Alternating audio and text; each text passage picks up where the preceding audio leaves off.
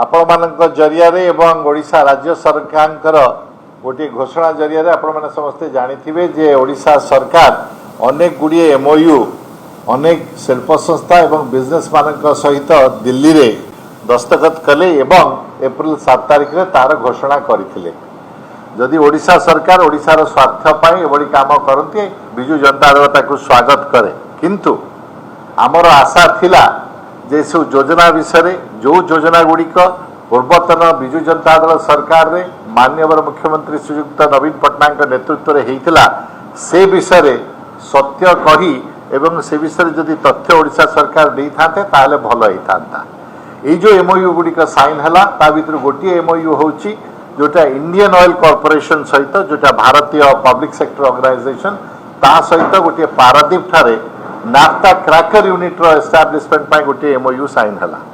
मु जेतेबेले जाई विषय गवेषणा कली मो बंधु मान सहित गोटे चिठी देखिली जो ओडिशार पूर्वतन मुख्यमंत्री श्रीयुक्त नवीन पट्टनायक 2018 जनवरी 11 तारिख रे आमर माननीय प्रधानमंत्री श्रीयुक्त नरेंद्र मोदी को गोटे चिठी लिखिथिले जे पारादीप ठारे गोटे इंटीग्रेटेड नाफ्ता क्रैकर यूनिट रो आवश्यकता अछि। एत द्वारा ओडिशा रे केमिकल एवं पेट्रोकेमिकल रो प्रगति एवं उन्नति हो पारिबो। एई जो चिठी लिखिबा परे 2019 मसिया रे एप्रिल मासरे ओडिशा सरकार इंडियन ऑयल रो प्रस्ताव अनुଯାयी गोटे अनुमोदन देइथिले जे पारादीप ठारे इंडियन ऑयल रो थिबा जो रिफाइनरी तार कैपेसिटी 15 मिलियन टन रु 25 मिलियन टन एनुअली हेबो एवं गोटे नाफ्ता क्रैकर एस्टाब्लिश करा जिवो। 1,300 कोटी टंकार उपनिवेश एटा हबो बोली इंडियन ऑयल रो प्रपोजल आसीथिला एवं एप्रिल 2019 मसिया रे बिजु जनता दल सरकार माननीय मुख्यमंत्री नवीन पट्टनायक नेतृत्व में तार अप्रूवल देइथिले। या परे 2023 मसिया रे सेही नवीन बाबू सरकार निष्पत्ति करथिले जे इंडियन ऑयल को एटा एस्टाब्लिश करबा पई कोन आमे माने इंसेंटिव ओडिशा सरकार दे परिबे। तत्कालीन इंडस्ट्री सेक्रेटरी जे थिले सी आपण मान को मध्य गणमाध्यम रे ब्रीफ करथिले। मु से वीडियो क्लिपिंग देखि के आसिली जे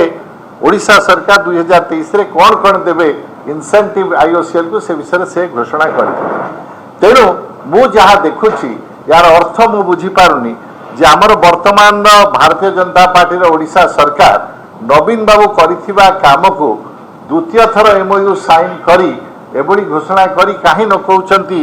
जे एटा नवीन बाबूकर काम थिला। एटा मध्ये आश्चर्यर कथा जे ओडिशावासी को एबडी भ्रम धारणा काहे दउचंती जे जेभली कि वर्तमान सरकार इंडिया ऑयल रो एक्सप्लोरेशन रो जो एक्सपेंशन रो काम पाई निजे सब करि पारिछंती। मोर अनुरोध रहिबो भारतीय जनता पार्टी ओडिशा सरकार को जे बारंबार रंग बदलैवा ना बदलैवा से एमओयू को द्वितीय थर साइन करने अपेक्षा नवीन बाबू समय 20 वर्ष उपरे जेते टाइप रो एमओयू साइन होता धरत आपण मानकर मन थी जेएसडब्ल्यू सहित होता बा ओटीएम वेल्सपन सहित होता एभली अनेक एमओयू साइन करते नवीन बाबू निज सरकार रे से एमओयू गुड़िकर परिप्रेक्षी में कौन काम होती तार इम्प्लीमेंटेशन कौन होची केते जल्दी हो पार कौन सरकार पदक्षेप नहीं जदि से विषय कहते ताले ओडिशावासी प्रति आश्वासन रहता जे ओडिशा उद्योग क्षेत्र में प्रगति करुछि। मोर आशा रहिबो जे एमओयू छाड़ी वर्तमान सरकार जल्दी आम मान अवगत कराइबे जे आईओसीएल रो ये जो प्रोजेक्ट अछि ये केते जल्दी इम्प्लीमेंटेशन हबो केबे कमिशन हबो केबे प्रोडक्शन आरंभ हबो एवं विभिन्न समय केते ओडियावासी को एठी चाकरी मिलिबो एटा जदि आम मान को जणाते तद्वारा आम माने आश्वस्त हुअन्तु। एवं मोर बारंबार अनुरोध है आपण मानकु जे ओडिशा सरकार जेतेबेले एभली घोषणा करुचंती तांको अधिका प्रश्न पचारंतु एथिपाई नवीन बाबू सरकार आगु कौन करथिले एवं आपण माने एक्जाक्टली अधिका कौन करचंती बा नुआ जिनस एथिपाई कौन करचंती सेति मोर आज कहबार कथा। धन्यवाद।